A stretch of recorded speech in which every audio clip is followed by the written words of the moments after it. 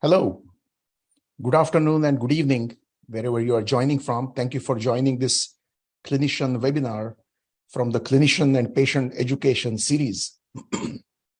My name is Atul Deodhar. I'm a professor of medicine at the Division of Arthritis and Rheumatic Diseases in Oregon Health and Science University in Portland, Oregon.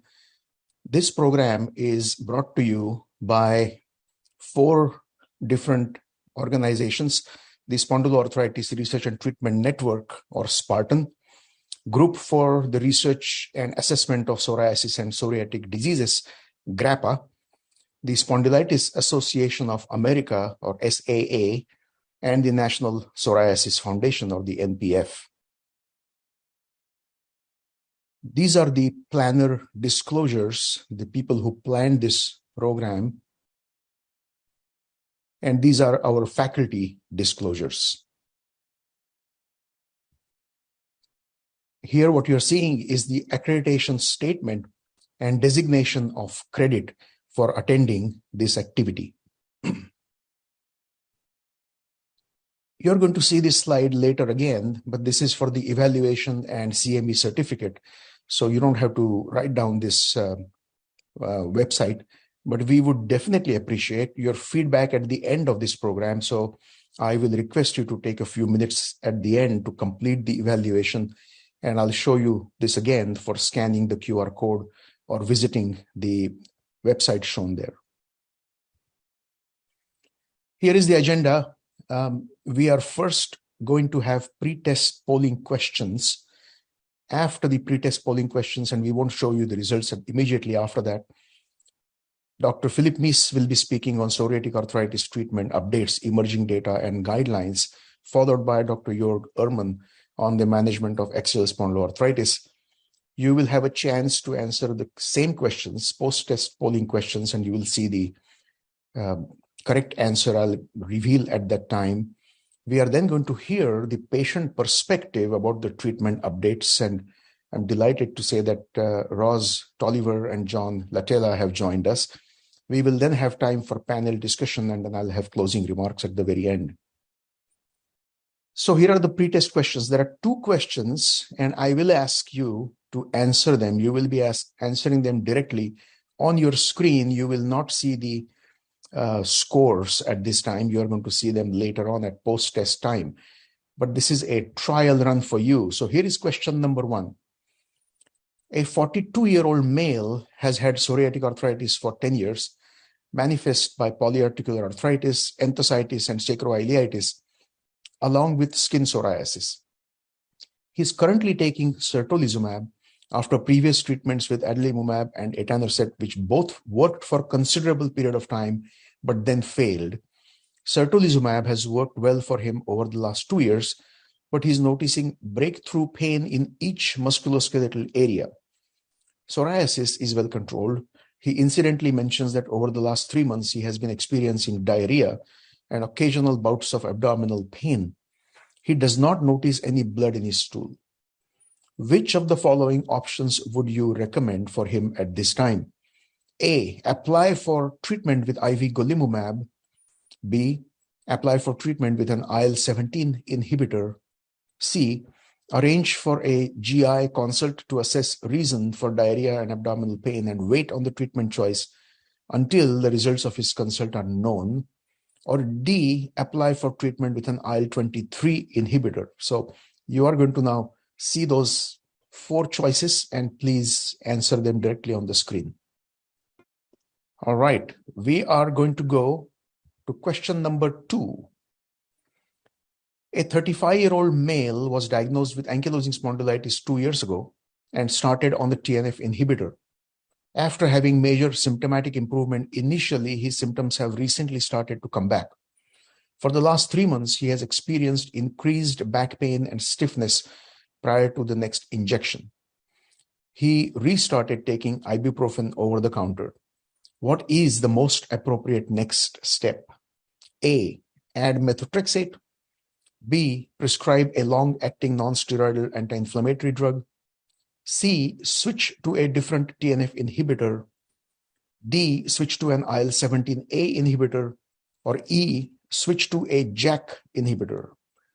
please answer. All right. Hope you had a chance to answer that question as well. So the first talk today is by Dr. Philip Mease on psoriatic arthritis treatment update, emerging data and guidelines. And I have the distinct pleasure of introducing Dr. Philip Mease, though he requires absolutely no introduction. Philip is the father of all psoriatic arthritis research in the US after he published his seminal paper on etanercept treatment in psoriatic arthritis way back at the start of the century. Philip is the clinical professor at the University of Washington School of Medicine, and is also the director of rheumatology research at Swedish Medical Center and Providence St. Joseph Health. Dr. Mease. Hello, my name is Dr. Philip Mease. I'm Director of Rheumatology Research, Swedish Medical Center and Providence St. Joseph Health, and Clinical Professor, University of Washington School of Medicine. I'm delighted to have you here to hear about psoriatic arthritis treatment update, emerging data, and guidelines. The key approaches to treatment of psoriatic arthritis and axial spondyloarthritis include not only pharmaceutical treatments, but also an ongoing process of shared decision-making between the patient and the clinician. Education is a continuous process from the very beginning, when the patient is having their diagnosis first made, and all the way through, as we talk about the progress of their disease and its control, as well as teaching about various treatment approaches. We want to focus in on what our goals of treatment are, and they may be slightly different between what the patient is focusing on and what the clinician is focusing on. So that's important to clarify. Families may want to get involved, including spouses or children or parents, and we encourage that to happen, including, for example, dialing in by cell phone during the midst of the clinic visit. We have to take into account the realities of the patient's life. Do they live far away, so it would be difficult to be treated with an infused medication? What is their financial situation in relation to access to some of the drugs that we use? And then, of course, there are many other clinicians that are often involved, including dermatologists and others that we want to communicate with to make sure that our treatments and treatment goals are accounted for by the various members of the patient's healthcare team. There are a number of non-pharmaceutical management approaches, including exercise, diet, and weight loss. And it turns out that weight loss is very valuable for management of psoriatic arthritis, both with diminishment of disease activity as well as with start of treatment, such as a biologic medication, a better chance to achieve goals of low disease activity or remission when the patient has lost some weight, and of course, physical and occupational therapy. These are the various clinical domains that we're trying to treat when we are treating with the pharmaceutical agents that we use, including skin disease, arthritis, enthesitis, dactylitis, spine disease, and then associated conditions such as inflammatory bowel disease or uveitis, and then taking into account comorbidities. For example, the poor woman on the right who has evidence of obesity and likely has hyperlipidemia and hypertension, which represent the metabolic syndrome. So we want to be addressing each of these types of issues when we are treating our patient. Here are the most recent GRAPPA treatment guidelines, and the way they're organized is by clinical domain. So for peripheral arthritis, spine disease, enthesitis, dactylitis, psoriasis, nail disease, and taking into account the associated inflammatory bowel disease and uveitis at present. And instead of guiding the clinician through one treatment after another, trying to give a prominence to one type of therapy over another, what we do is we ask the question, is this treatment approach this particular class of medications efficacious in this clinical domain? And if so, let's include all of them so that depending upon the patient and their specific needs and interest, we can customize their therapy accordingly. So, for example, if a patient in the US is a Medicare population, then it's going to be probably a little bit less expensive for them to receive an infused medication. Or if the patient has a significant needle phobia, they may want to have an oral medication to use, and so on. And so what we do is we ascertain, is there adequate efficacy to put a medication in one of these boxes? As you'll see in a moment, when we get to axial disease, there may be more limited choices there, but this is a controversial area that I'm going to amplify on.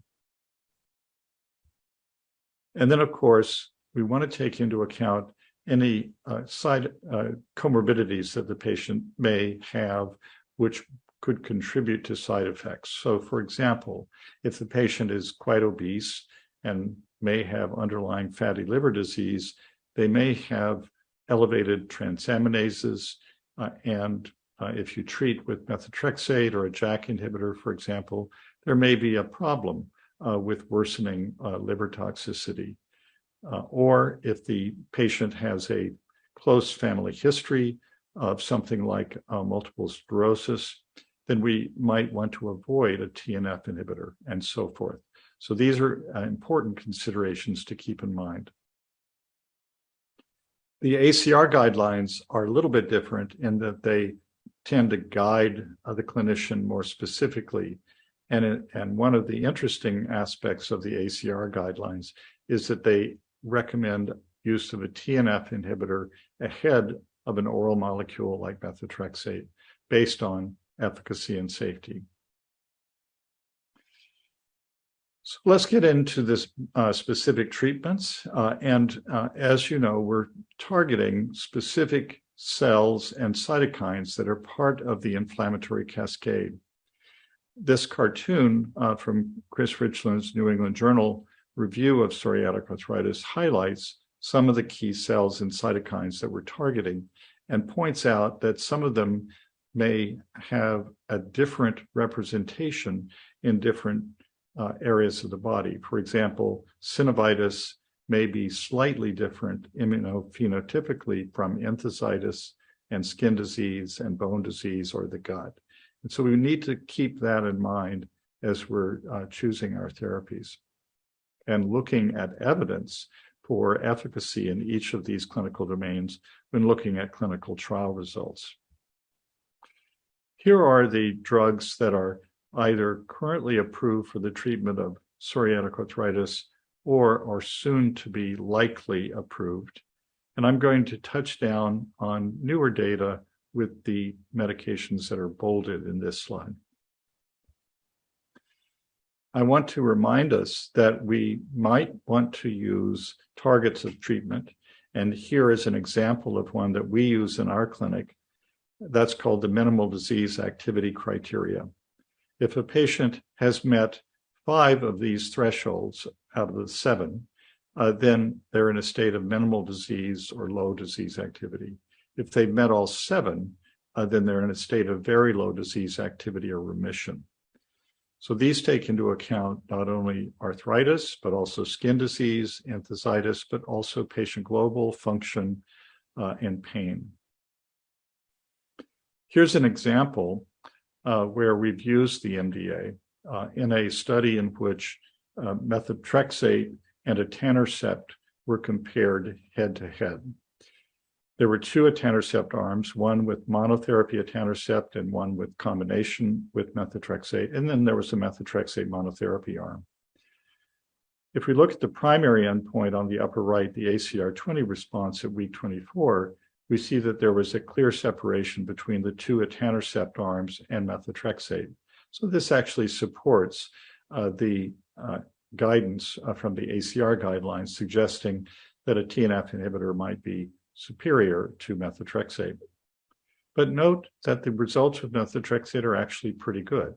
And if we look over at the minimal disease activity, we see that nearly 50% of patients in the etanercept arms have achieved this, and about 40% in methotrexate. So in situations where you must use methotrexate before a TNF inhibitor, this gives you some support for that.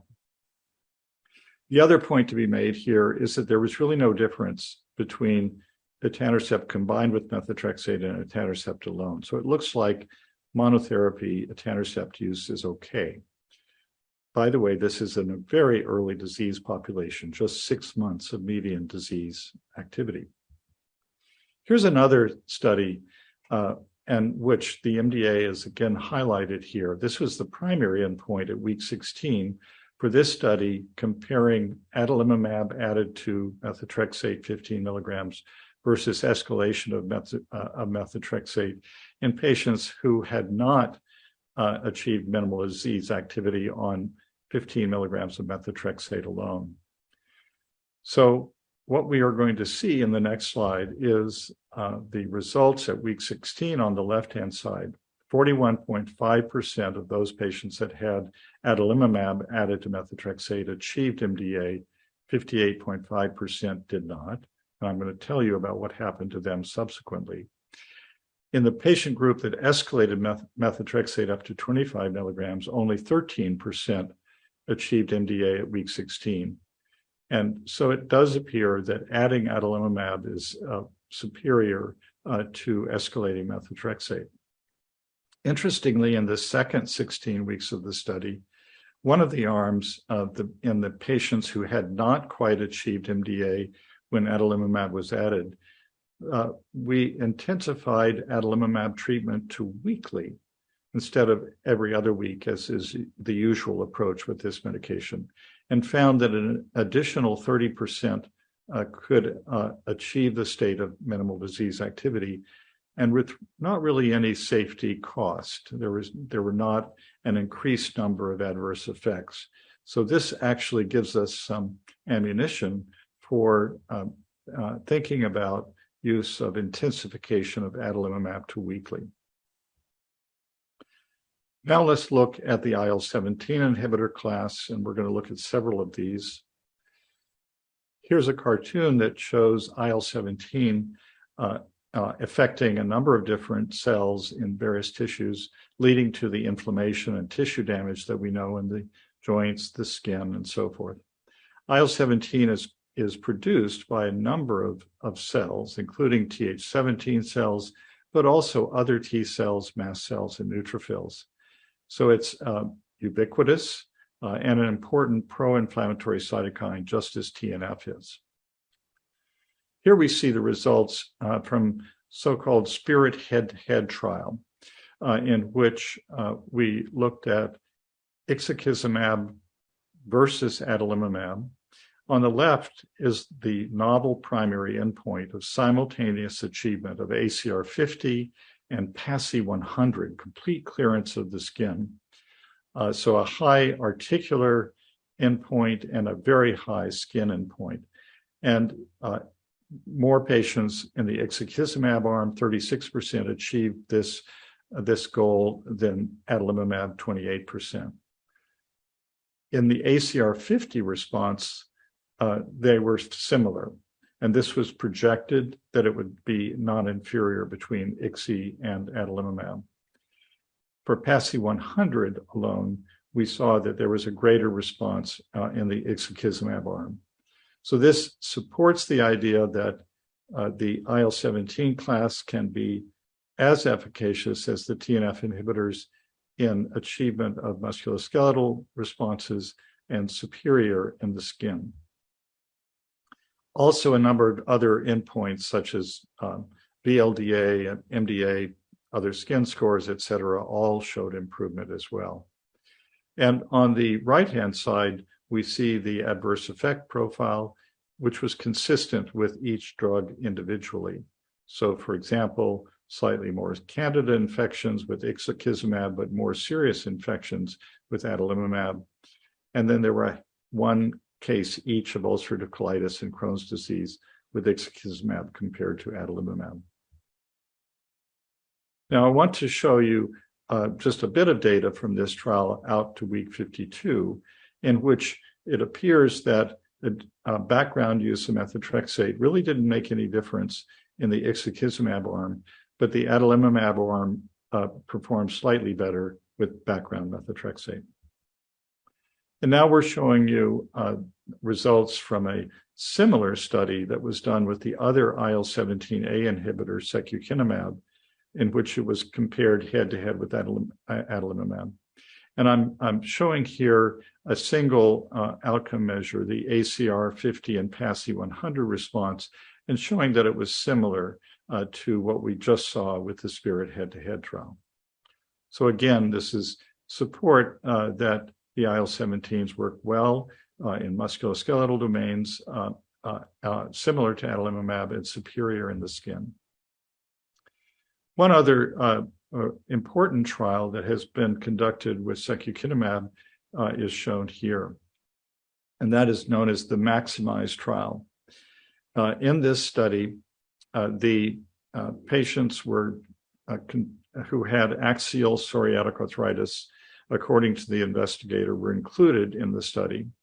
And they looked at ASAS-20 response through week 12, which was clearly superior with the two different dose arms of secukinumab compared to placebo. This is the first time that a dedicated trial to axial psoriatic arthritis has been conducted. Typically, the way we have derived our evidence for effectiveness of a drug in treating the axial component of psoriatic arthritis is to use the ankylosing spondylitis trials as a surrogate. And so that's the way all the TNF inhibitors, for example, have been deemed to be effective in axial PsA. But this is the first effort to look at axial PsA only. One of the things that's quite interesting about the trial is that whereas MRI scans were done on everybody coming into the trial, it wasn't part of the inclusion criteria that you had to have abnormalities. And just 60% of the patients lit up on the MRI scan of their spine or sacroiliac joints, leaving 40% who didn't. And the graph on the lower right shows that even in the patients that didn't have MRI signal, that they responded just as well. Now, there's another member of the family of IL-17 cytokines in addition to IL-17A that promotes inflammation, and that's IL-17F. In a translational study, we see here that if we use a drug that has both IL-17A and IL-17F inhibition characteristics, bimekizumab, you see on the right of this heat map more green.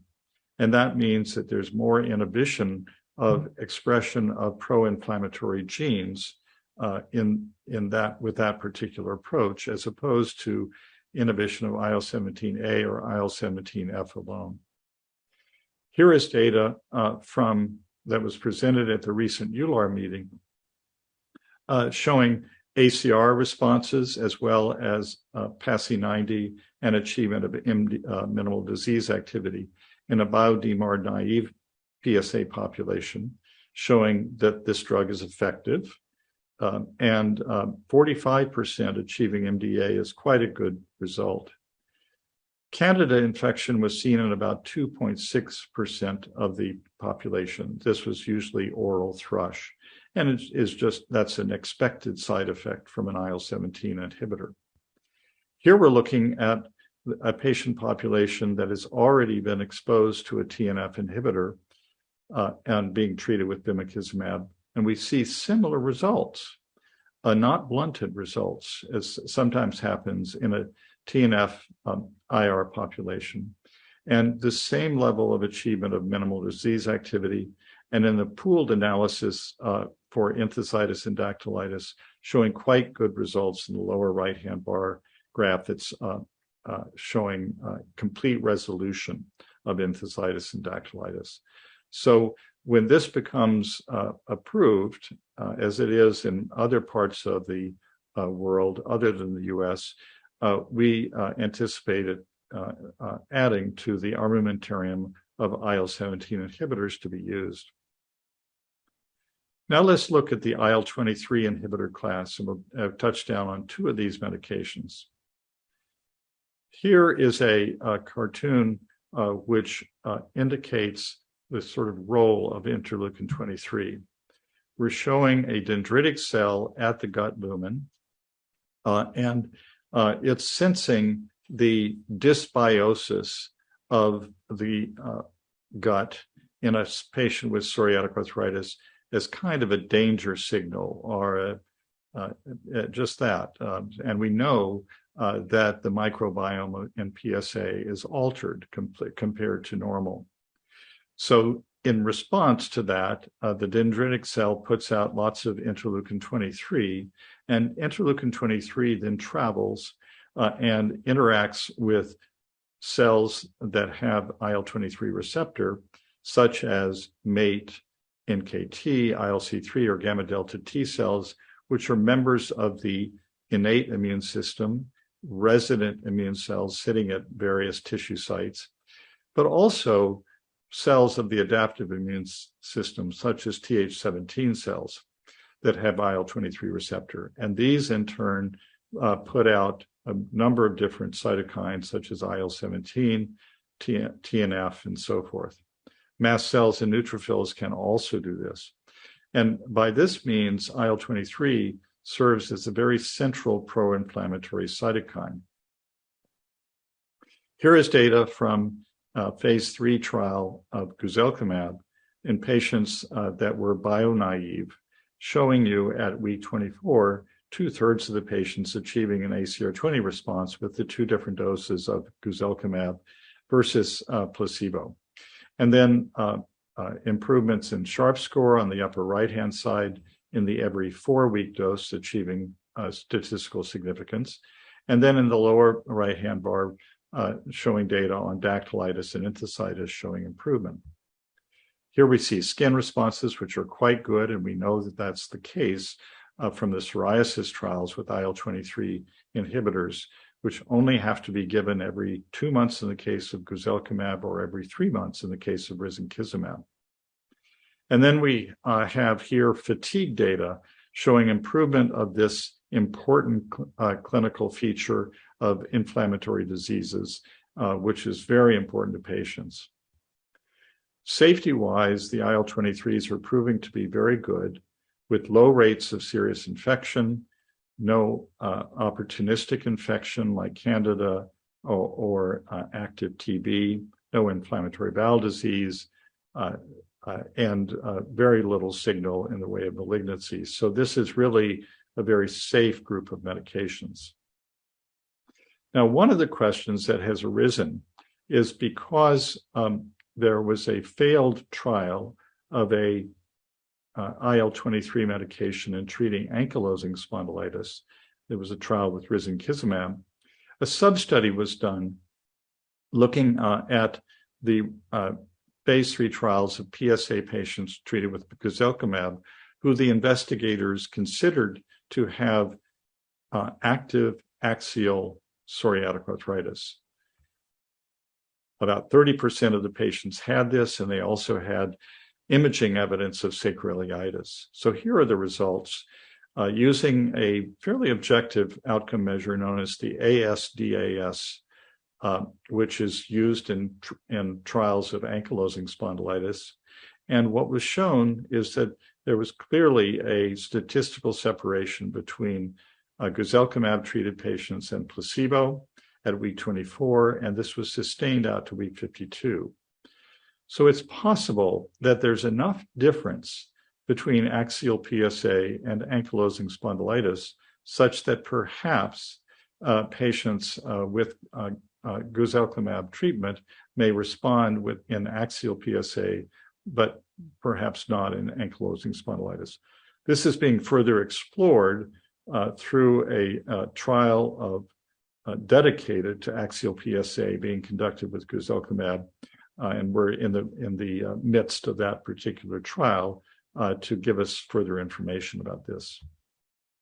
Here is data with the other IL-23 inhibitor that's been approved for psoriatic arthritis and psoriasis treatment, known as risankizumab, showing similar results as what we just showed with guselkumab. Lastly, I'd like to touch down on the JAK inhibitor class.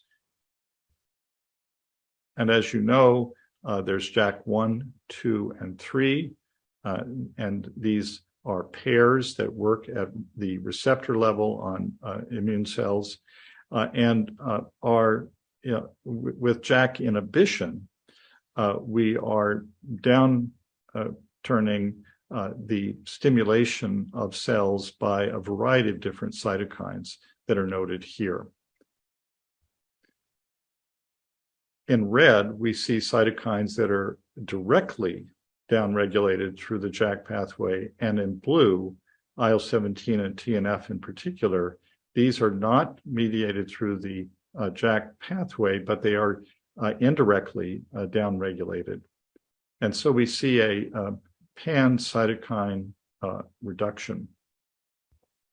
Here is graphs from the tofacitinib trial in bio-naive population showing very good ACR responses, as well as skin responses and improvement of function and radiographic non-progressors out to 12 months.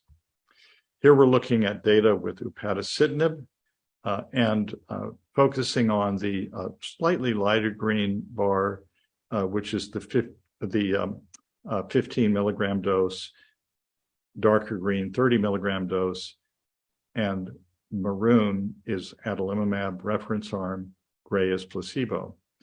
And what we're showing is efficacy of the drug in ACR responses, skin responses, and resolution of enthesitis and dactylitis. The approved dose of this drug is 15 milligrams a day.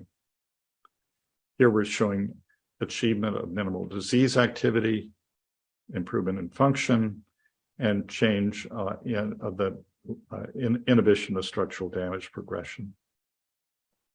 Now, one of the issues with both tofacitinib and upadacitinib is, as members of the JAK family, they have this safety label related to the oral surveillance trial conducted with tofacitinib in a very large group of rheumatoid arthritis patients with high risk for cardiovascular disease. And there were slightly higher rates of adverse cardiovascular events, thromboembolic events, malignancy, and death in the tofacitinib arm versus etanercept adalimumab arms of the study in RA patients over the age of 50. So that has led to a label change where we need to use these drugs after a TNF inhibitor, as well as warning patients about this potential risk. There's a new pathway, though, that's being studied. This is with TYK2. This is there's JAK 1, 2, 3, but there's also this family member known as TYK2. And if you inhibit this, you are going to mainly inhibit interferon and IL-12/23. So one of the things that we can immediately see is if you inhibit IL-23, then maybe this will be potentially effective for psoriasis. Here's data from the psoriatic arthritis trial with this drug. And the cartoon on the left is highlighting the specificity of deucravacitinib by binding to the regulatory domain, or the pseudokinase domain. It is the way it acts. And this makes it very specific for TYK2 inhibition and not JAK 1, 2, or 3 inhibition. Here we see positive results with ACR responses at week 16 in a phase 2 trial, improvement in function, enthesitis, achievement of minimal disease activity, and improvement of the skin psoriasis changes. Safety-wise, in this particular trial, there was no herpes zoster, opportunistic infections, or thrombotic complications. And testing of laboratory showed really very little, if any, change in hematologic parameters, cholesterol, or LFTs. There was a psoriasis program. Here's the phase 3 data showing very good efficacy. And in the chartreuse line is deucravacitinib, in the blue line is Primilast, a comparator, and then the gray is placebo. And these results were the basis for the very recent approval of this drug by the FDA in psoriasis. And interestingly, there was no black box warning. It doesn't have to be preceded by a TNF inhibitor, whereas the results of oral surveillance are described in the label, but they're put in the context of RA, which is not something that deucravacitinib is approved for. You don't have to be as concerned about the describing oral surveillance in full detail to the patient. Laboratory, one needs to monitor liver tests in patients that have risk of liver disease, but otherwise no routine lab monitoring is required. What do we do about patients who have tried everything? So I'm just leaving you with a few comments about that situation, which I know many of us face. And we are starting to experiment with off-label use of combinations of treatments. For example, putting together a relatively safe medication such as a Primilast or possibly an IL-23 or IL-17 inhibitor together with something that might have a slightly greater safety risk such as a TNF inhibitor or a JAK inhibitor. Indeed, there's a fascinating study that's currently underway in which the drug guselkumab is being used for treatment of psoriatic arthritis in one arm of the study, and then guselkumab plus golimumab, a TNF inhibitor, is used in the other arm of the study to look to see if this combination is A, reasonably safe, and B, might be more effective than guselkumab alone. And so either in our off-label experimentation in the clinic or through formal trials, which we're seeing coming forward, we're going to see, I think, more combination therapy use to try to get at some of the more recalcitrant patients. And hopefully in the future, we will be able, through these and methods, as well as new medications that are emerging, achieve low disease activity or remission for our patients and maintain them there. So we've gone through a number of different medication classes and their effectiveness. We've looked at new data with these.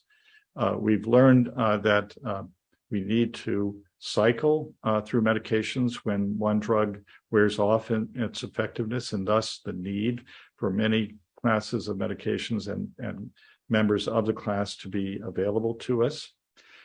We've seen that we can achieve minimal disease activity state and suppress inflammation very effectively, including inhibition of structural damage progression. And this is something that is very, very good for us to be able to speak to about our patients and conduct a discussion with them through shared decision-making about what's the right medication for you. Thank you very much.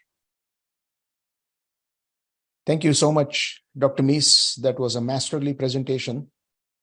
Our next speaker is Dr. Joerg Ermann. Dr. Ermann is a professor at the Brigham and Women's Hospital, Harvard Medical School.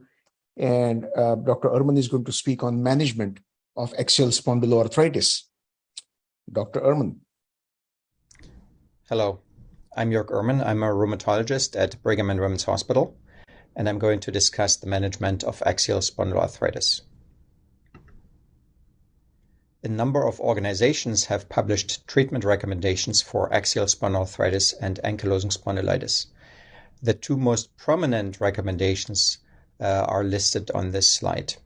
We have the recommendations from the American College of Rheumatology, the Spondylitis Association of America, and Spartan, the Spondyloarthritis Research and Treatment Network, which I'm also going to refer to as the North American recommendations.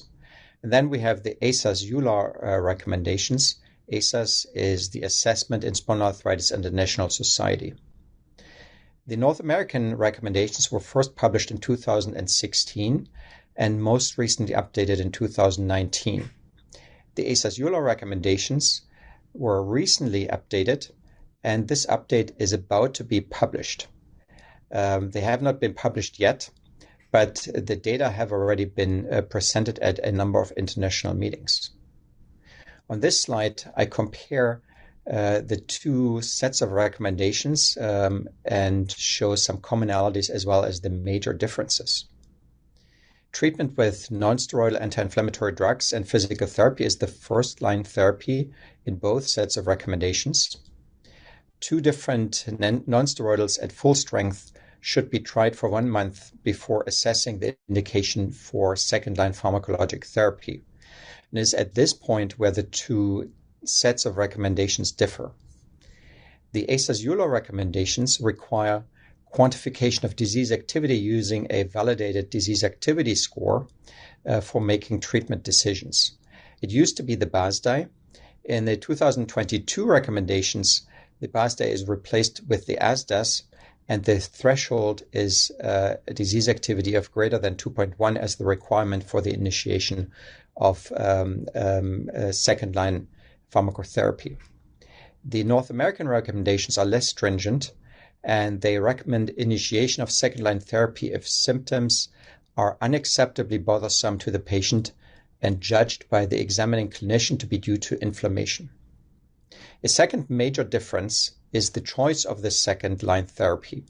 In the 2019 North American recommendations, TNF inhibitors are favored over IL-17A inhibitors and tofacitinib, which was the only JAK inhibitor available at that time. In contrast, in the 2022 ASAS-EULAR recommendations, there is no hierarchy, and either TNF inhibitors, IL-17A inhibitors, or JAK inhibitors can be used. The next few slides provide some data on the drugs that we use to treat axial spondyloarthritis and AS. Most patients benefit from NSAIDs, although the response may differ substantially between patients, and individual patients may also respond differently to different drugs. Based on clinical trial data, there are no differences between the various NSAIDs. This is shown in this network meta-analysis. The only drug that performed slightly better than the others was etoricoxib, a COX-2 specific NSAID that is not available in the US.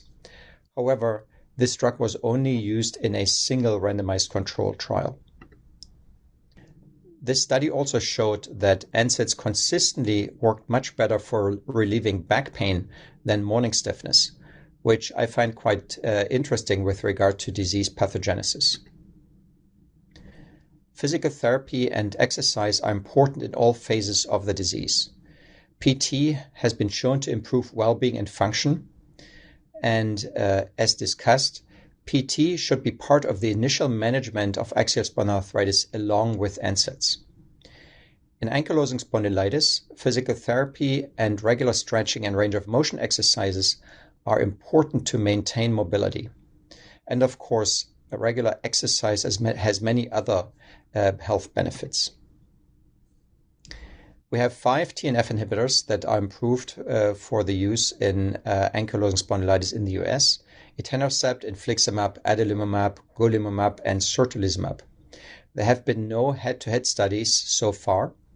However, comparing the outcomes in the individual studies, as summarized here on this slide, they all performed equally well with regard to axial symptoms. The same is true for the IL-17A inhibitors, secukinumab and ixekizumab, and the JAK inhibitors tofacitinib and upadacitinib. Again, no head-to-head studies have been performed at this time.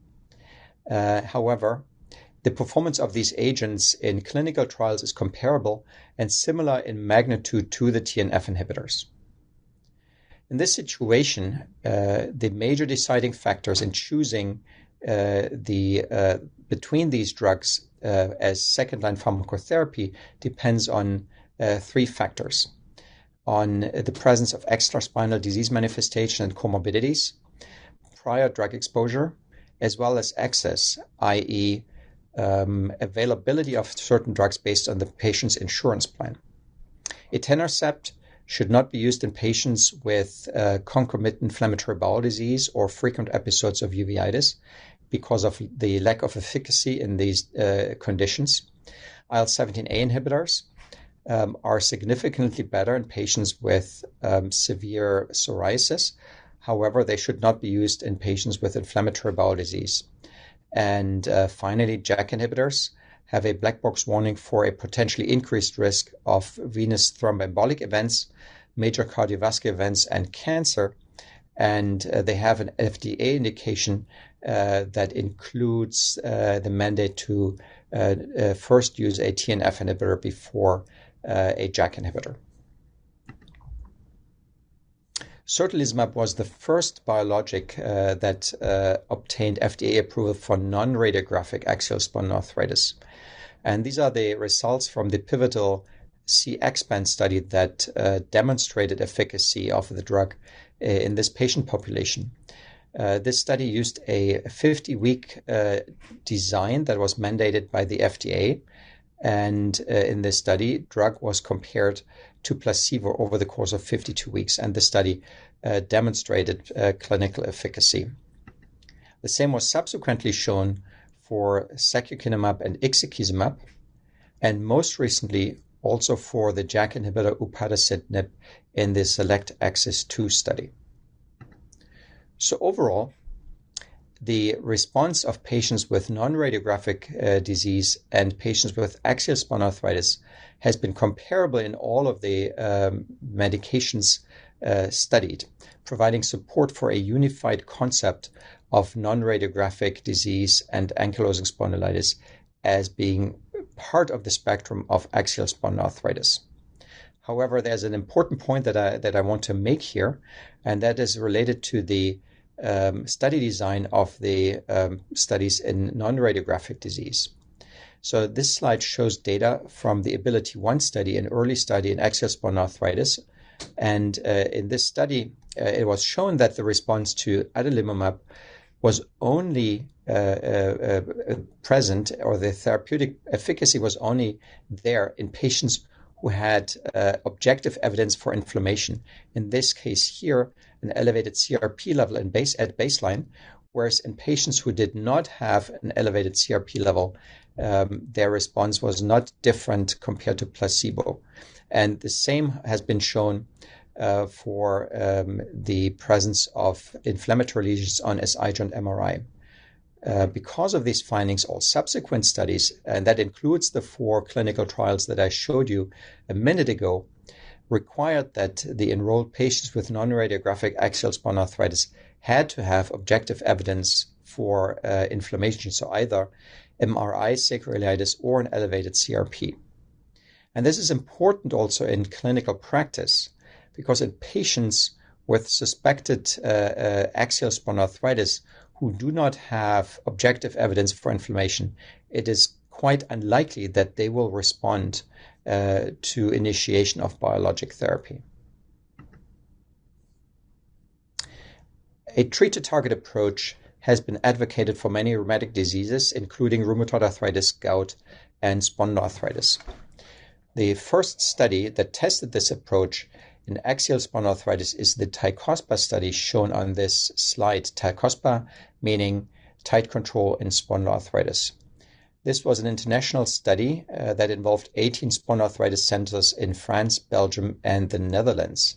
9 centers administered usual care with follow-up visits every 3 months, and the other 9 centers applied a tight control regimen with monthly follow-up visits and medication adjustments using a predefined protocol and an ASDAS cutoff of 2.1 for making changes to the drug regimen.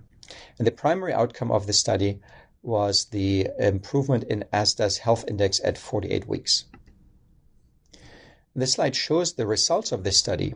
So there was a numerical difference. So there was a higher response in the patients treated with a tight control regimen, but the difference was not statistically significant. So does this mean that tight treat-to-target does not work in axial spondyloarthritis? Not necessarily. So there are two things that one needs to consider when looking at the data. First, several secondary endpoints, such as the ASAS-40 response, were in fact statistically significant between the two groups. And secondly, the control group in this study were academic centers with an interest in spondyloarthritis. And they assessed their patients every 3 months, which I believe is a reasonable interval for the assessment of axial spondyloarthritis after initiation a new therapy. So the control group in this study may have been better than just usual care. This is what the 2019 North American treatment recommendations say about treat-to-target and disease activity monitoring. So these recommendations recommend conditionally against the use of a treat-to-target strategy using a strict cutoff of a disease activity score over treatment strategy based on physician assessment. However, at the same time, regular interval disease activity monitoring is conditionally recommended. So what should we do in clinical practice? So there's a number of disease activity scores that can be used. First, the BASDAI, which is a very simple 6-question questionnaire that just takes a couple of minutes to complete, and the BASDAI can be calculated on the spot. A BASDAI of 4 or greater is typically used to indicate active disease, as in is often a enrollment criterion in clinical trials. The ASDAS is a more complex score. It involves 4 patient-reported outcomes, including 3 questions of the BASDAI questionnaire, plus in addition a CRP or ESR value as a measurement as an objective measurement of inflammation. The ASDAS performs better than the BASDAI and is the preferred disease activity score in the ASAS-ULAR recommendations. Drawbacks of the ASDAS include the need for a calculator and the fact that the CRP or ESR value is typically not available at the time of the patient encounter. Many rheumatologists in the US use the RAPID-3 score. This RAPID-3 score was developed for rheumatoid arthritis, but a number of studies have shown that the RAPID-3 also performs well in axial spondyloarthritis in AS and has a good correlation with BASDAI or ASDAS. So any of the 3 can be used to monitor disease activity in patients with axial spondyloarthritis. In contrast to these disease activity measures that largely rely on patient-reported outcomes, physical exam and imaging play a minor role in longitudinal imaging. In particular, there is no role for routine MRI or X-ray imaging. There's nothing that can be learned from worsening of the SI joints on a pelvic radiograph. And while the presence of syndesmophytes on lateral radiographs of the cervical lumbar spine has prognostic value, the repeat imaging should not happen more frequently than every 2 years because the development of these changes takes time, and more frequent imaging just exposes the patient to more radiation. So what if the second-line pharmacotherapy does not work? Here we need to distinguish between primary and secondary failure.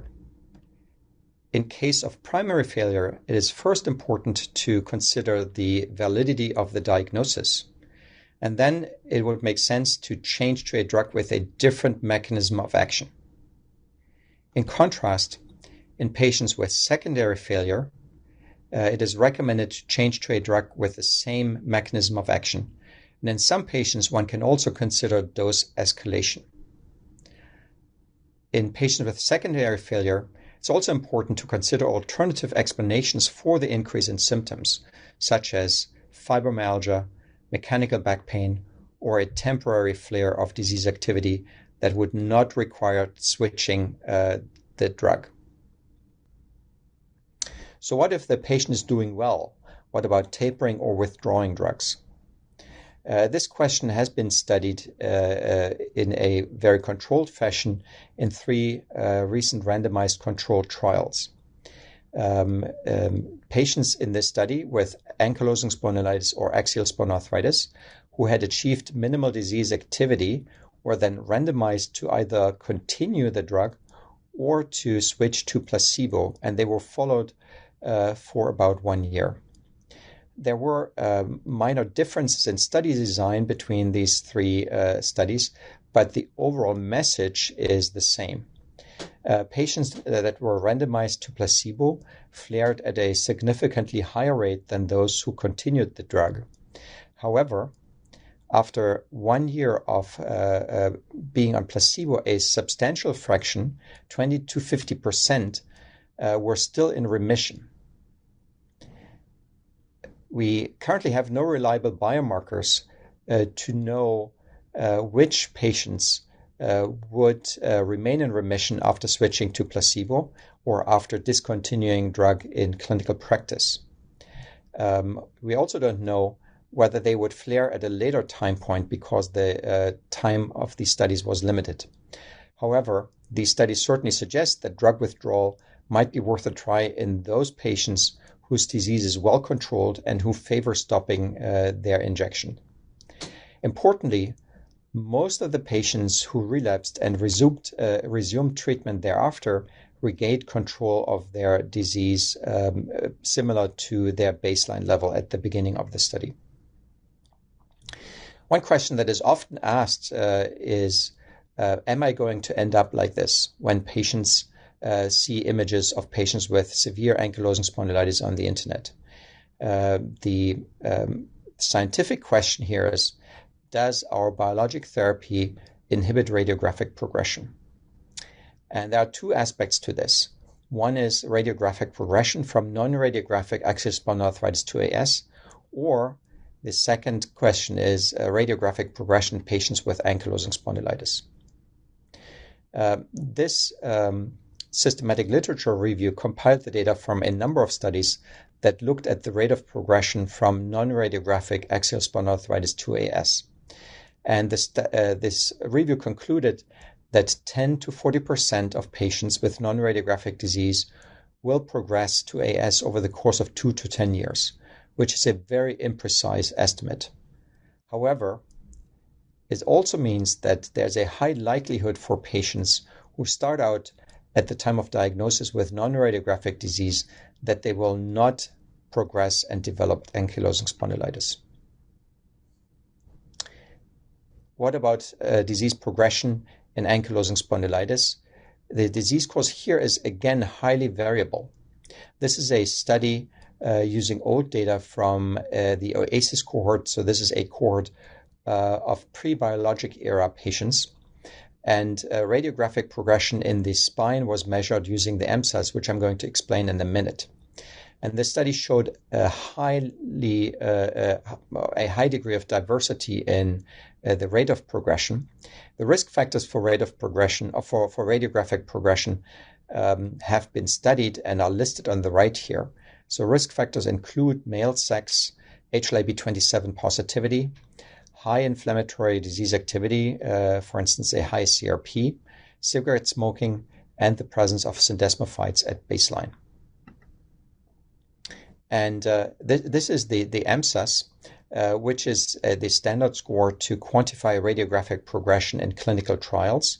The MSAS involves lateral radiographs of the cervical and lumbar spine, and the anterior corners of the vertebral bodies on these images are then scored, and the MSAS has a range from 0 to 72. The MSAS has been shown to be reliable, but it is not a very sensitive test, and a minimum of 2 years between imaging studies is required to reliably detect differences. This makes it impossible to conduct placebo-controlled clinical trials using the MSAS as a study endpoint. For the same reason, early clinical trials of TNF inhibitors compared radiographic progression in the patients treated with drug to a historical control group. And all of these studies failed to show a difference in radiographic progression between the TNF inhibitor treated subjects and the historical controls over 2 years. This cumulative probability plot shown on this slide here also demonstrate that the majority of patients in both groups did not have much MSAS change over 2 years, which is a typical scenario in ankylosing spondylitis. Several observational studies over the last 1.5 decades have attempted to address the question of radiographic progression. This slide shows data from one of 3 systematic literature reviews that compiled those data, and they all came to the same conclusion that continued treatment for more than 4 years appear to have a small but measurable impact on radiographic progression. How can one think about this mechanistically? TNF inhibition may resolve inflammatory lesions without an immediate impact on new bone formation. Therefore, TNF inhibitors will have little impact on the growth of syndesmophytes that has already begun. However, by reducing inflammation, the initiation of new syndesmophytes is suppressed, which will then lead to reduced radiographic progression in the long run. In contrast to TNF inhibitors, there's much less data available on the impact of IL-17A inhibitors on radiographic progression. This slide shows the 2-year data from the Measure 1 trial of secukinumab, which suggested a more immediate impact on radiographic progression with IL-17A inhibition. However, the year 4 data looked much less promising and more like the TNF inhibitor data. The field is therefore eagerly awaiting the results from the SURPASS study. This study compares the effect of secukinumab with adalimumab biosimilar in ankylosing spondylitis patients with an increased risk for radiographic progression. So patients here had to have ankylosing spondylitis, but also either an increased serum CRP or at least one syndesmophytes on X-ray of the cervical or lumbar spine. The primary outcome of this study is the change in MSAS after 2 years of treatment. This is the first clinical trial that uses a radiographic primary endpoint, and it's also the first head-to-head study in ankylosing spondylitis comparing 2 different treatment modalities. Results of this study are expected for later this year. You may have noticed that I consistently spoke about IL-17A inhibitors rather than just IL-17 inhibitors. And this and the next slide explain why I think that this is important. IL-17 is a family of cytokines that includes 6 members, IL-17A through F. These are structurally related but have very different functions. This is particularly true for IL-17B, C, D, and E. So for instance, IL-17C is produced by keratinocytes and not by lymphocytes like IL-17A, and is thought to be an amplifier of inflammation in psoriasis. There's also emerging evidence that IL-17D, which is produced by stromal cells and not by immune cells, may have a negative regulatory impact on inflammation. The 2 most similar cytokines in this family are IL-17A and F. These can form homo and heterodimers, so IL-17AA, AF, and FF. And the agents that we have available to block IL-17A have slightly different target specificities. So while secukinumab and ixekizumab only bind and neutralize IL-17AA and IL-17AF, bimekizumab also neutralizes IL-17FF homodimers, and the receptor antagonist brodalumab has an even wider spectrum. Recent clinical trials of bimekizumab and brodalumab in AS or axial spondyloarthritis demonstrated that these agents are effective in treating the axial symptoms of axial spondyloarthritis. It is at this point still unclear whether they are more efficacious than the IL-17A inhibitors, or whether they may have a higher rate of adverse effects, and this is something that needs to be looked at in more detail. There's still a lot of things that need to be learned about the management of axial spondyloarthritis. In addition to better tools for the early and precise diagnosis of the disease, we also need additional drugs for those patients who have an incomplete response to the existing therapies. The strategies to improve therapeutic responses may include also protocols for combination or sequential therapy, or interventions that target the gut microbiome, such as prebiotics or probiotics. And it would be desirable to have biomarkers that can help us in selecting the drug with the highest likelihood of success in the individual patient. So in summary, the treatment approach to non-radiographic axial spondyloarthritis and ankylosing spondylitis is largely identical. The JAK inhibitors tofacitinib and upadacitinib were recently approved by the FDA for the treatment of ankylosing spondylitis. So we have now 4 established therapies in axial spondyloarthritis: NSAIDs, TNF, IL-17A, and JAK inhibitors. A treat-to-target approach has not been formally shown to be superior to standard of care. However, routine disease activity monitoring is recommended. Physical therapy and regular exercise are important aspects of the management of axial spondyloarthritis. And finally, the primary treatment goal is suppression of inflammation and inflammation-related symptoms. Suppression of inflammation, however, likely reduces radiographic progression in the long run. And with this, I am at the end of my presentation, and I look forward to the question and answer session. Thank you so much, Dr. Ermann. That was absolutely wonderful, state-of-the-art talk about the treatments that we have available and coming down the pipeline for axial spondyloarthritis.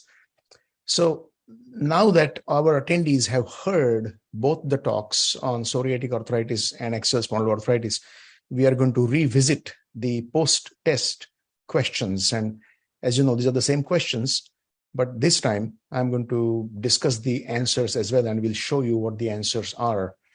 So here is question number 1. A 42-year-old male has had psoriatic arthritis. I'm going to read this again so that you might have forgotten what the question was. 42-year-old male has had psoriatic arthritis for 10 years, manifested by polyarticular arthritis, enthesitis, and sacroiliitis, along with skin psoriasis. He's currently taking certolizumab after previous treatments with adalimumab and etanercept, which both worked for a considerable period of time but then failed. Certolizumab has worked well for him over the last 2 years, but he's noticing breakthrough pain in each musculoskeletal area. Psoriasis is well controlled. He incidentally mentions that over the last 3 months, he has been experiencing diarrhea and occasional bouts of abdominal pain.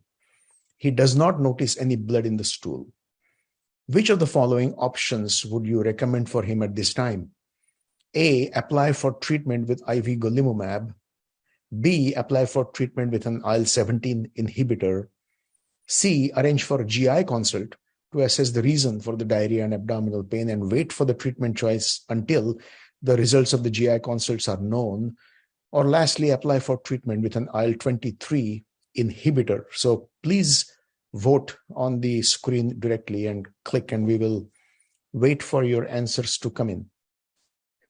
All right. So here is the correct answer. The correct answer is C. And I am waiting to see what the answers were given. There we are. There we are. So 50% people got the right answer. Actually, the A, B, and C, the IL-17 inhibitor is in fact the wrong answer. If somebody has got diarrhea and abdominal pain, then one of the worries is that this person may have inflammatory bowel disease. So changing it to IL-17 inhibitor would in fact be contraindicated. If you change it to golimumab, which is another TNF inhibitor, that wouldn't be too wrong, or IL-23 inhibitor would not be wrong. But I think the correct answer is C. IL-17 inhibitors should be avoided in this situation. All right.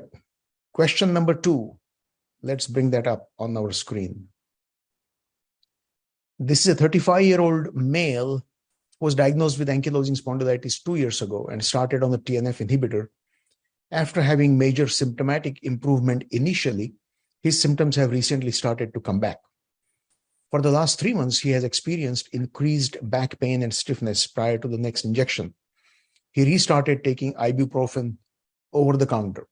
What is the most appropriate next step?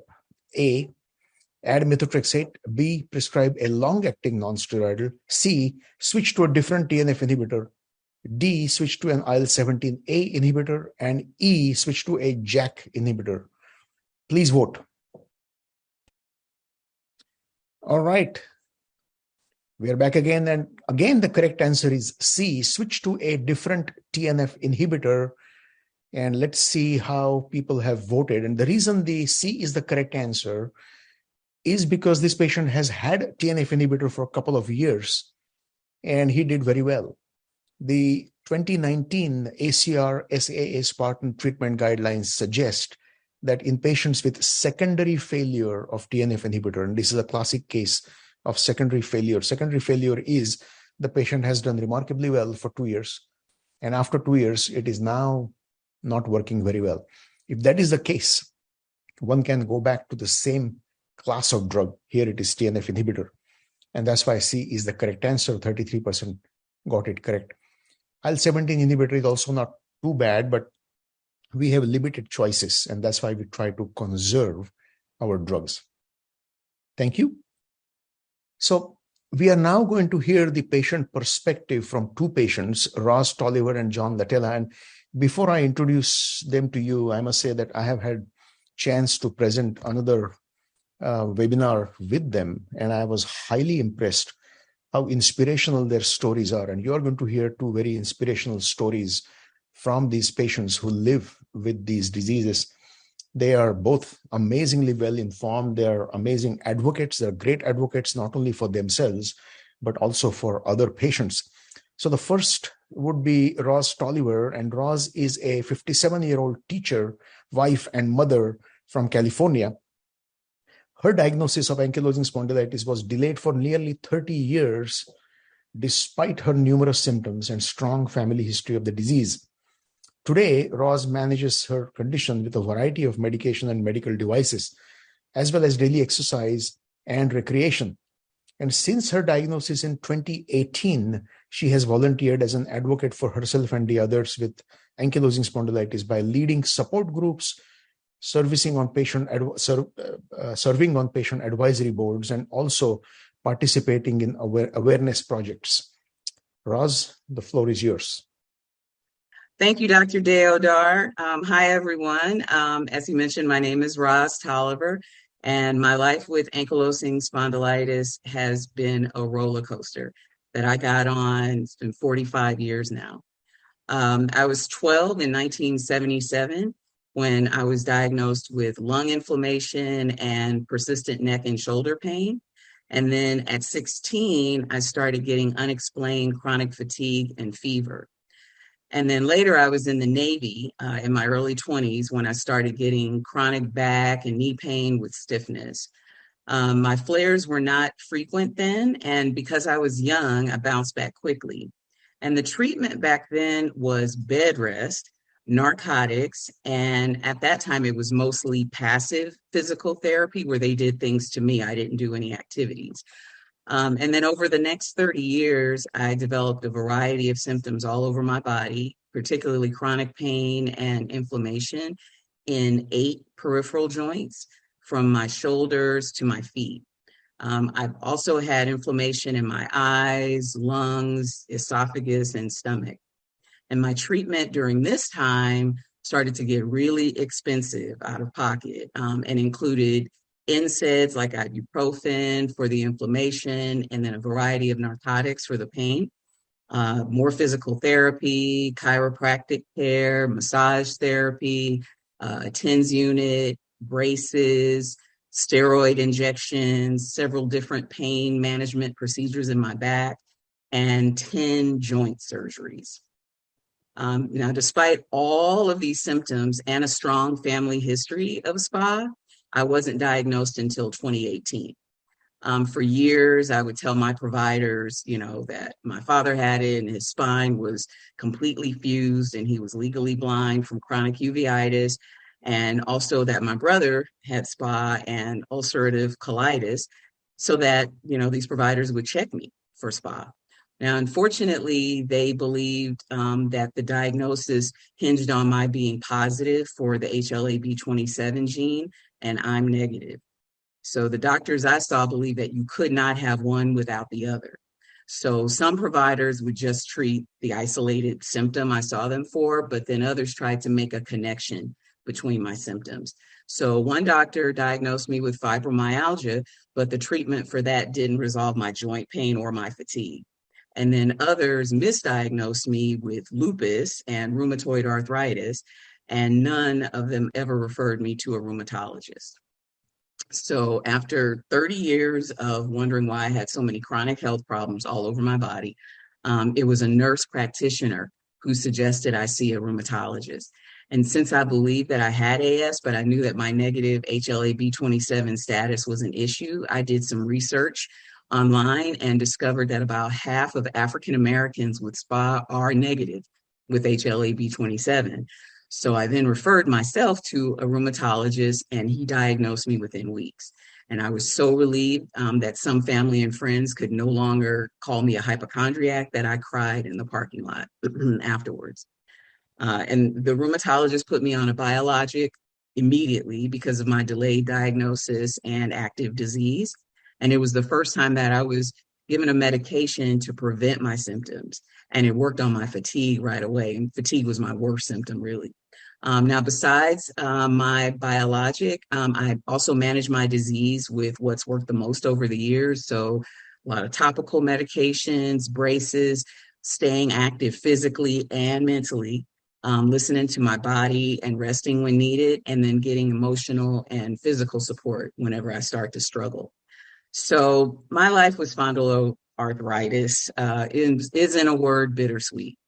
On one hand, I'm trapped in a painful, unpredictable body that hampers my ability to earn a living, work full time, and do many things that I once enjoyed.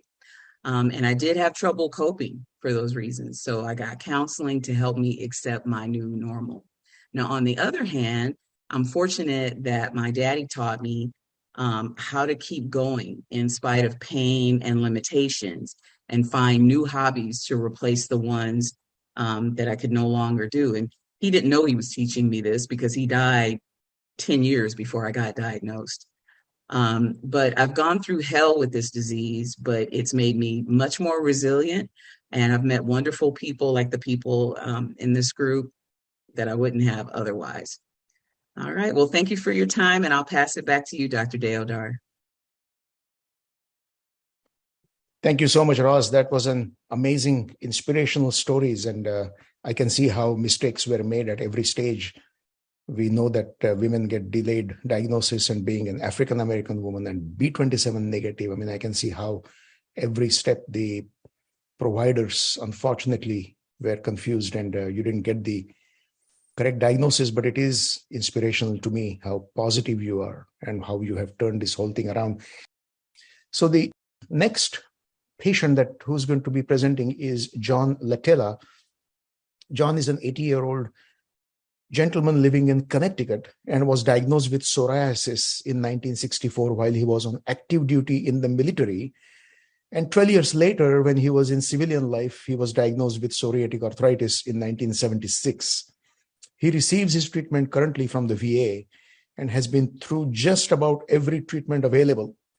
He has been with the National Psoriasis Foundation since 1985, and he serves as an advocate and a mentor.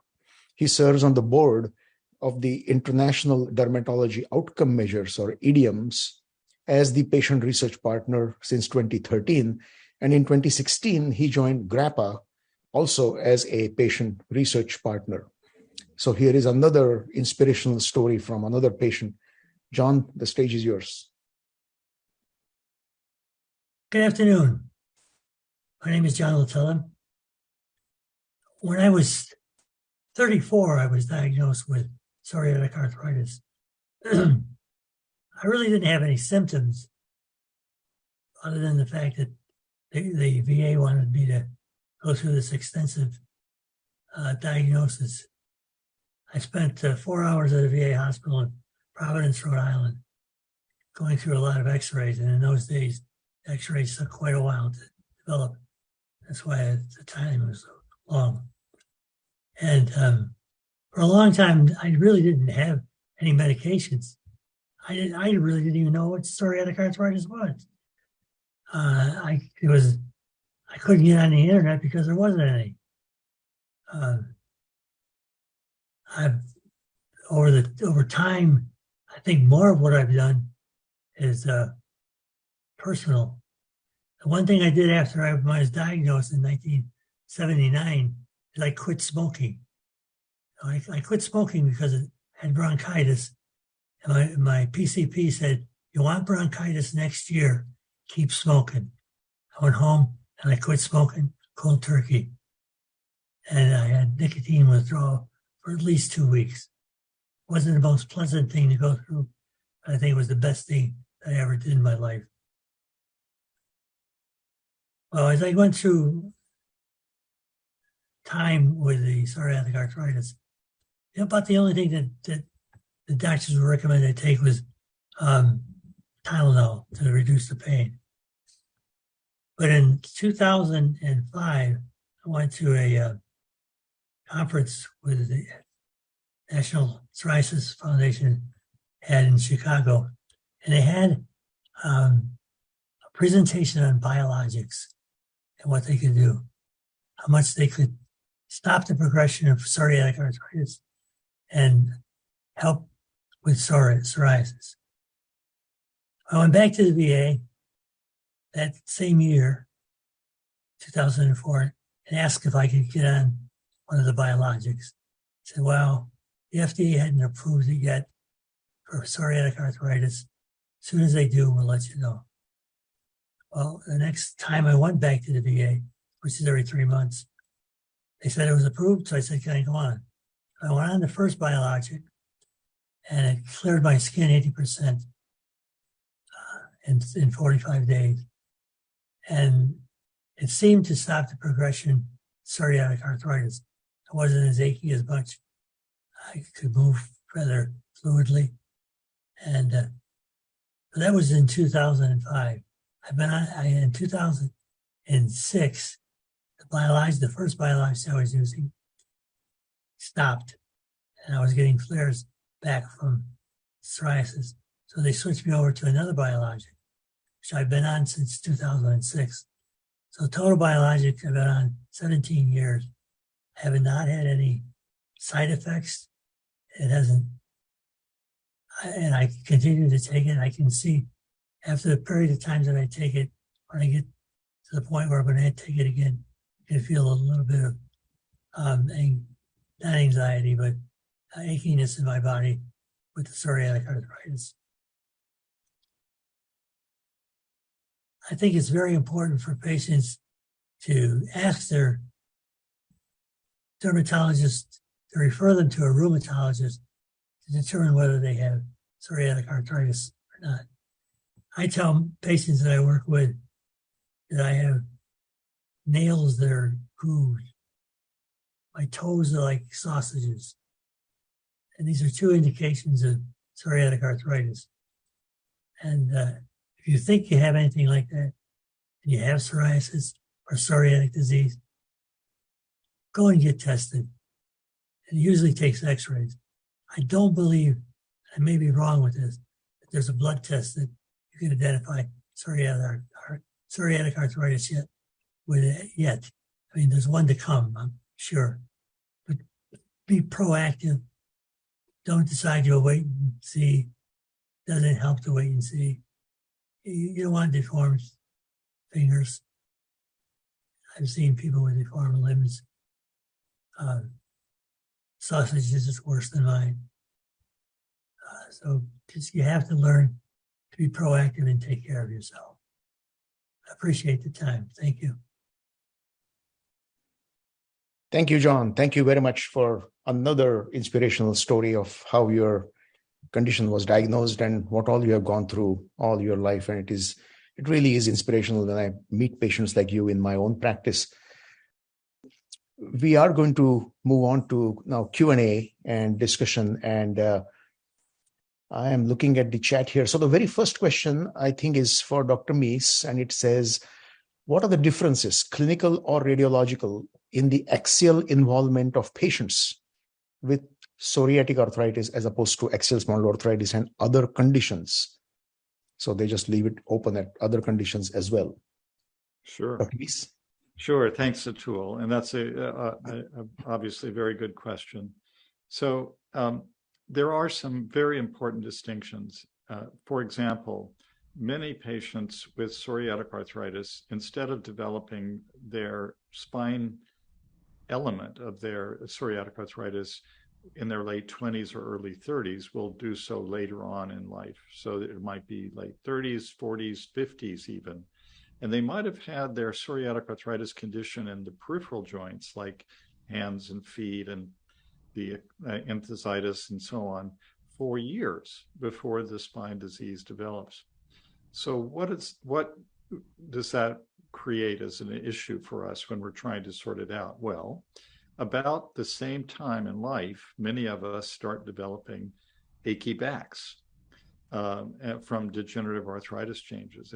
And oftentimes when x-rays or MRI scans are taken, the radiologist and the clinicians, like the orthopedist or that are being consulted, or the primary care docs, they'll look at those reports and say, oh, there's a bunch of degenerative arthritis that's being commented on by the radiologist, so that must be the reason for their pain, without thinking about the possibility that hidden in there could be inflammatory changes of the bone and the joints and the entheses that due to psoriatic arthritis. And so sometimes it takes either a change in the therapy that you're doing for psoriatic arthritis, or stepping up into biologic therapy for the first time to really get effect in the spine.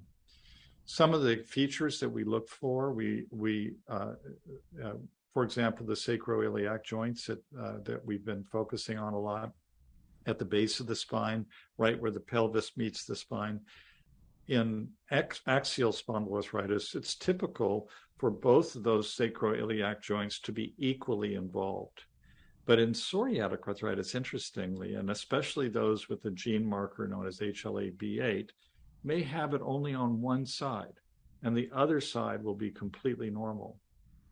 Or up in the spine, the person may have not much involvement of the lumbar spine, but significant involvement up in the cervical spine in axial PsA, psoriatic arthritis. Whereas in axial spondyloarthritis, it tends to sort of start in the lumbar spine and sacroiliac area, and then may go up the spine later on, but it tends to be more involved in the lower part of the spine. Also, many patients with axial PsA may have no symptoms. We may see evidence of it on imaging, but their symptoms for some reason are relatively quiescent.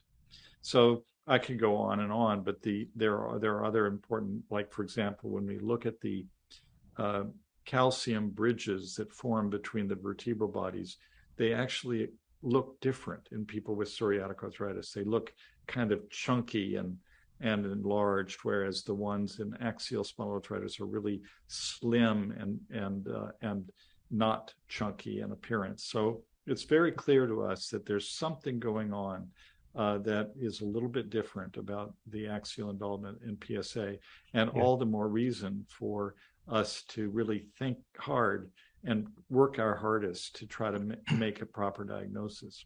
Yep. Thanks, Philip. And if I may just add, I mean, for the providers who are in the audience and attending, is that we are currently involved in two very important studies. One is the AXIS study, which is a combined study between GRAPPA and ASAS to basically get the natural history of the disease, even to set up the classification criteria, what we call as axial PsA. And the second study, of course, is looking at whether IL-23 inhibitor guselkumab really helps in this population by looking at the imaging data to see whether it really helps. Philip presented the data showing that IL-23 inhibitor at least in the earlier 2 studies, phase 3 studies, did show that there was some evidence it improves ASDAS and BASDAI. What we didn't look at that time was whether MRI changes as well. So thank you. So, I mean, basically that is just going to, these 2 studies are also going to throw some more light. There is a question about IBD-associated arthritis, and maybe you can answer this. The question is, what is a treatment approach for axial involvement in IBD-associated arthritis? Is there any research in this area, or the treatment options extrapolated from AxSpA studies? Joerg? Yeah, it's a very good question. There are no clinical trial data for patients with IBD-associated spondyloarthritis, and so we do extrapolate from psoriatic arthritis for peripheral disease and the trials in axial spondyloarthritis, or AAS, for axial disease. Whether this always works or whether this extrapolation is justified is an open question. It's a very similar question to what Dr. Mease and Deodhar just discussed, whether the axial involvement in psoriatic arthritis is the same as in AS. And one can ask the same question here: is the axial disease in IBD spondyloarthritis the same as in AS? And we also have many patients with imaging changes that do not have axial symptoms. So just one additional point: it becomes more complicated in those patients with axial spondyloarthritis and IBD because we have not a lot of options. And it depends also a little bit on whether they have Crohn's disease or ulcerative colitis. So the IL-17A inhibitors are out, as we discussed. So we have the TNF inhibitors. And then fortunately, there is benefit from at least upadacitinib in inflammatory bowel disease and possibly also in Crohn's disease, whereas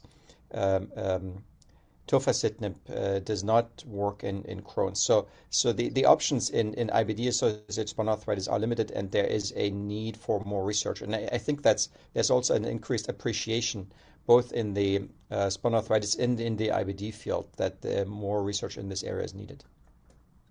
Yeah, great. Thank you. Atul, if I could add some comments. Yeah, please, please. So this is an area that is really interesting in that it's kind of like the working together between dermatologists and rheumatologists in psoriatic arthritis and psoriasis.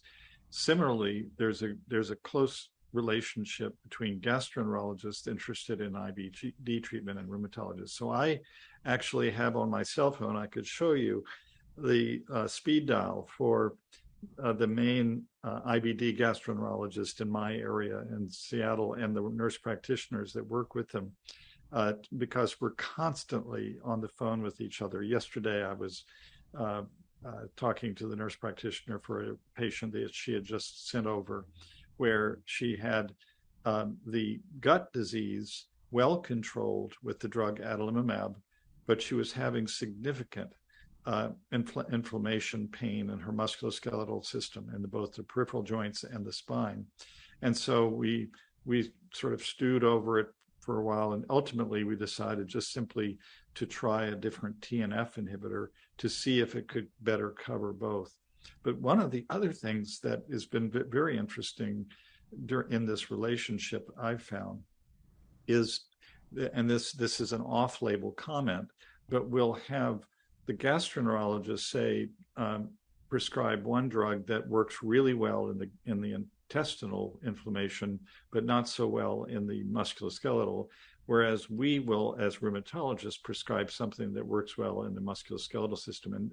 And in this way, we can sometimes optimally control both. For example, there's a medicine called vedolizumab that works just for the gut inflammation, but not for the musculoskeletal. And then we might use along with it another biologic medication that works well in musculoskeletal. So it's an example of the teamwork that can go on between two disciplines. Thank you. Thank you. There is a question which has come for Roz and John, and this is from a nurse in rheumatology practice.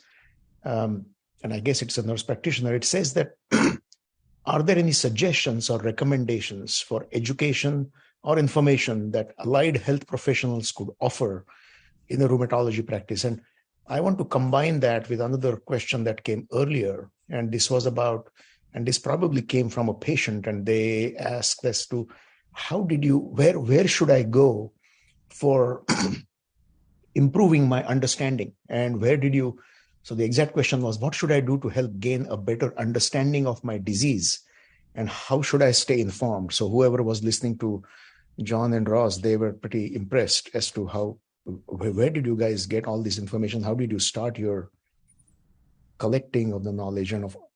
So maybe Ross, you can start. Sure. So for the last question there, get educated any way that you can. The easiest way is through the internet. Everything is at your fingertips. All of the foundations that you mentioned, Dr. Deodhar, at the very beginning, for me, it was the Spondylitis Association. And then, of course, if you have psoriasis on top of that, you got the National Psoriasis Foundation. But you can just Google the disease. You can put in ankylosing spondylitis, or the super long name, the Axial Spondyloarthritis or whatever. And there are zillions and zillions of articles. I would be really careful about what you read, though. You want to pick a website that's like maybe a nonprofit dedicated to educating patients, rather than, some of the other sites. Sometimes it might be a chiropractor or something trying to sell you on things. So you have to be careful where you get your information, but try to learn as much as you can online. You can also try social media. There are tons of groups dedicated to our disease on Facebook and Tumblr, Instagram, Twitter, you name it. They all have groups set aside. So that's one way to do it. The first question, and I'm trying to remember now the details.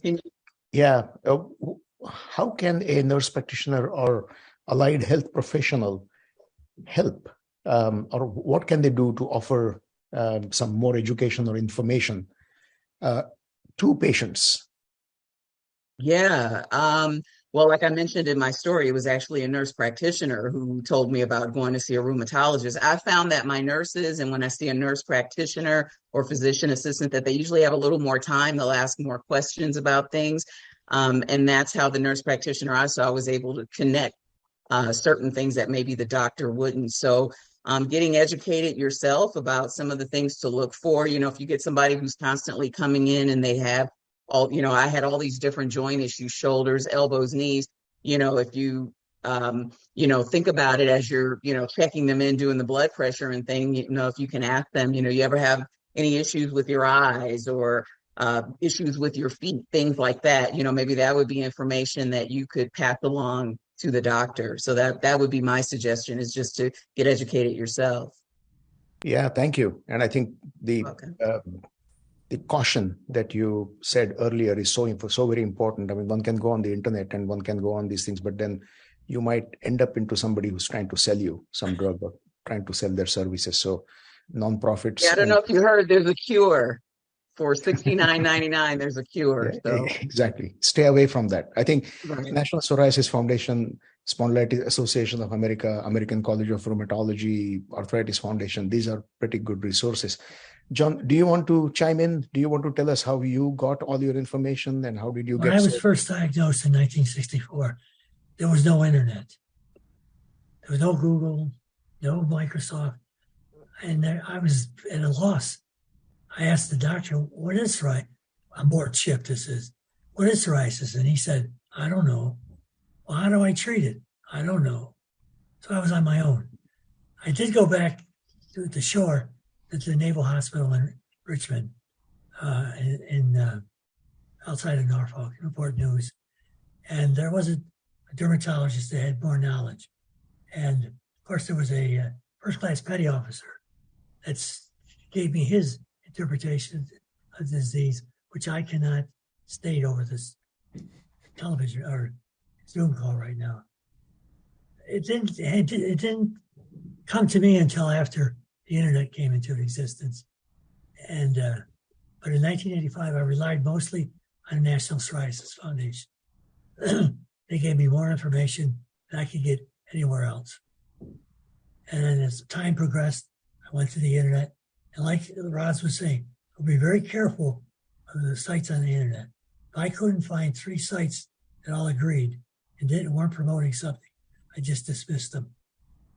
As far as how a clinician could find more information about it, ask a patient.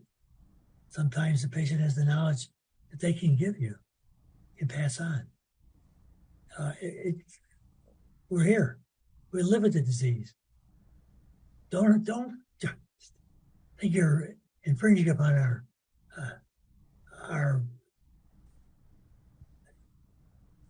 I can't think of the word right now, on our person.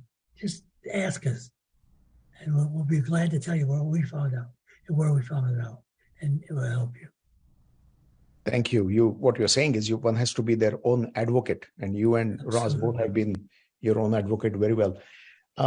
Thank you for that. There is a question about biosimilars, and maybe I should ask this to Joerg, because the question is, are there huge differences between biosimilar and the branded biologic? And if there is not, why did the 2019 ACR Spartan treatment guidelines, SpA treatment guidelines suggest that we should not be going to biosimilars, or exactly what is the wording there? Can you explain that, please? Well, so the definition of biosimilar is that they're equally effective and that they work the same as the original molecule. The 2019 recommendations have a very specific wording here, which is a recommendation against a mandatory switch, not a switch per se. So I was not part of the panel that generated that, so I cannot really, I don't have all the insights on what the discussions were. But I think the main point here is a recommendation against a mandatory switch, that everyone has to be necessarily be switched. Otherwise, I think there is no. I think that there is no real argument against switching to a biosimilar. You're absolutely correct. I was on that panel, and you're absolutely correct to say that the wording says that mandatory switching should not be done. There is always this shared decision making, and patients do get upset when suddenly they start getting a different drug. And then some patients say that they're not going to respond to this, and it is our job as providers to educate them and get them into confidence, explain to them that biosimilars have been looked at, studies have been done, and it is meant to be very similar in efficacy, exactly as you said. And it should not be done behind their back. That's exactly what the guidelines say. They are not really against biosimilar as such. There is a question for... By the way, Atul, if I could just throw in a comment, I would like to concur and underline what you've just said. The biosimilars are coming. There's no way around that, and it's going to reduce the cost, for the most part, of these medications, and potentially may improve access to them, with more of these becoming available and to a broader swath of the population. And I've been impressed by looking at the studies to see just exactly how similar they are, as Joerg was just explaining. They are very much like the originator compound, and they're being made by very reputable companies for the most part for the biosimilars that will be available in the United States. So I really want to reassure people listening that I think that this is going to be fine, and agree wholeheartedly with Atul that it's important to educate your patients about this and then have them participate in the decision to allow a change to occur. Yeah, thank you. I'm afraid we have gone up over our time by a significant amount, but there are two important questions which I'm going to pose, one to Philip and one to Joerg, and both of you can also jump in after that, and then we will probably end because I got a few other announcements to make. The question to Philip is about combination therapy. Can you speak a little bit about combination therapy and combining anti-cytokine therapies, and where we are, and are we going there or not? And so tell us. How much time do you need for this? I'll try to be crisp. So the answer is yes, we're going there, and I feel like in a lot of ways rheumatologists are becoming more like cancer doctors. We're going to be in an era where we can really do more precision medicine, target specific therapies based on patients' genomic and proteomic and metabolomic patterns and their immunophenotype. And I think we're going to get better at what we do over time. And some of that's going to involve putting two medications together or more. And some of that is going to be using two different medications, say a TNF inhibitor and another medicine like PDE4 inhibitor that we know is pretty darn safe, and so could be most likely safely combined with a TNF inhibitor. A little tougher when we've got a couple of these choices where they both have a little bit more in the way of serious infection risk. So then we have to think a little bit more carefully. But we're also going to see some novel medications being created where that you put two different mechanisms on the same molecule. That's really cool. And so I think there's a brave new world out there coming along where for those of you who are working with patients where you've tried everything, in quotes, and need something to move to. And by the way, there's a trial underway where with one particular approach where they're putting an IL-23 inhibitor along with a TNF inhibitor, two different medications versus just the IL-23 inhibitor in psoriatic arthritis to see how well it does. Thank you. Joerg, you want to chime in about? Yeah, I agree. It's a very interesting field. And, the question is how these trials are going to be done, because, how many patients do you have available to actually do the studies? Are there more pragmatic ways for doing the studies? And the other question that's related to this is how would this in the long run work with cost? So, for instance, would a combined therapy be available at a price similar to a single drug? Or are there ways to, for instance, do an induction protocol followed by a maintenance protocol with just a single drug? So a lot of ideas, I think, that are out there and a lot of work that needs to be done. Yeah, I want to chime in myself as well. When this question is asked to me, I give two examples. One is, of course, bimekizumab, which is combining and blocking IL-17A and IL-17F. But even more important is we are already doing it by giving people JAK inhibitors. And Philip showed that very nice slide of how JAK inhibitors work. And JAK inhibitors do definitely block multiple cytokines. I think we were quite lucky that multiple cytokines being blocked by JAK inhibitors, we did not have significant side effects that one would worry about blocking 2 or 3 cytokines. And clearly JAK inhibitors are doing it anyway. And so we are already there. We are already blocking many cytokines, and it's a kind of combined blockage of cytokines. The last question is, and this is another opening can of worms, how do you manage non-radiographic axial SpA patients who do not have clear evidence of inflammation? So they don't have elevated CRP or sacroiliitis on the MRI. Do you still trial biologics if they do not have adequate response to non-steroidal and physical therapy? Or you just wait for and continue to monitor radiographic changes? So I try to address that in my presentation. So the early clinical trials in axial spondyloarthritis showed that patients who do not have objective evidence for inflammation, did not do better than placebo. So from that perspective, in a situation like this, there's a high likelihood that if the patient gets on a biologic, that there will be no response. I personally don't think that the lack of a CRP elevation or MRI findings should preclude the use of biologic if there is enough evidence that the clinician is, that the clinician thinks that the diagnosis of axial spondyloarthritis is correct. I think it's important in that situation then also to discuss with the patient what the expectations are, which is that,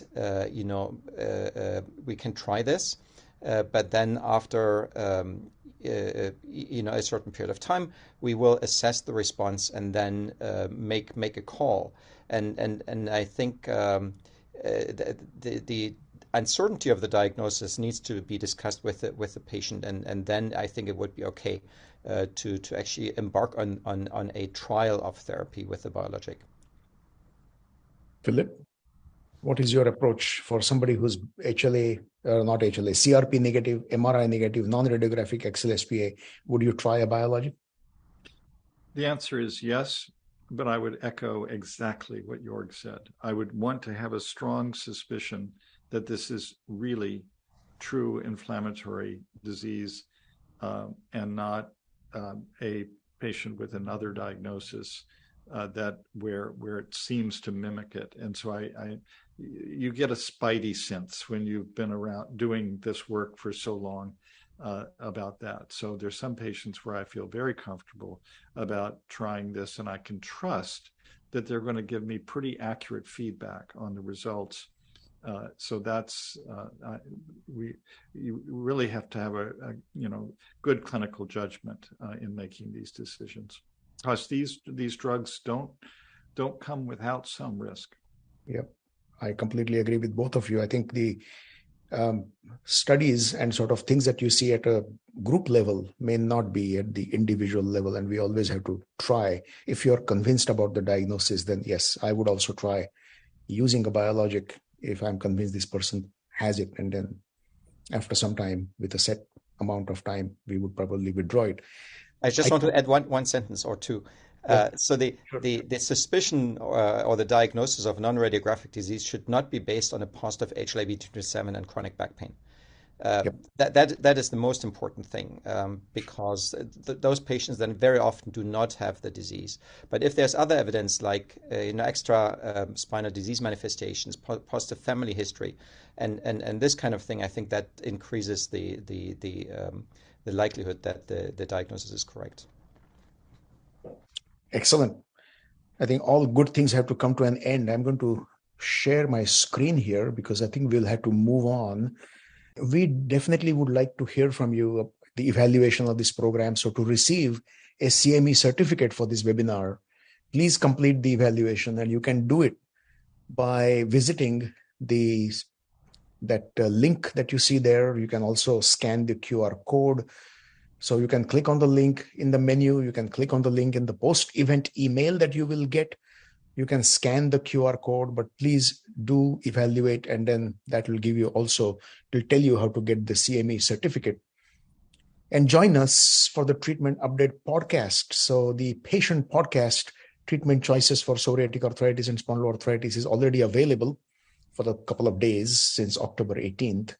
And the Clinician podcast, the Psoriatic Arthritis and Spondyloarthritis Treatment Update, will be available. The release date is October 20th. And so these are the upcoming patient webinars and podcasts. Encourage your patients to join the final CAPES patient webinar and podcast, Does Changing Health Behaviors Help Your Arthritis? So we are going to speak about the lifestyles and the myths and the solution. And the patient podcast release date would be November 1st. And the patient webinar on this subject will be November 3rd. Thank you all for attending today's program, and I hope you have enjoyed it, and have a very good evening.